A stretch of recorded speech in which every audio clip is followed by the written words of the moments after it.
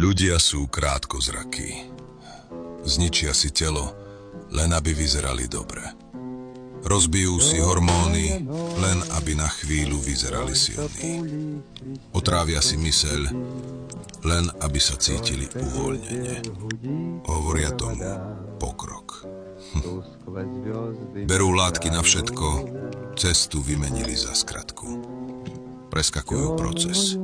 Bez toho, aby získali poznanie ako, chcú výsledok. A chcú ho hneď. Krátkodobý zisk, dlhodobá strata. Kvôli chvíľke uznania zničia celý systém. A tento princíp sa opakuje všade. V zdraví, v kráse, ale aj v politike a biznise.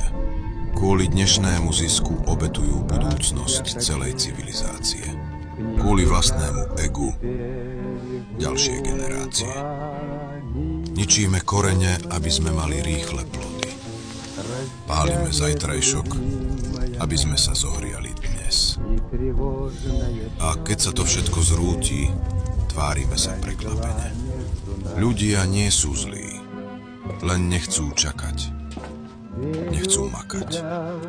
Nechcú si priznať, že to majú v rukách oni. A tak si sami odrežú cestu, ktorá ich mala zachrániť.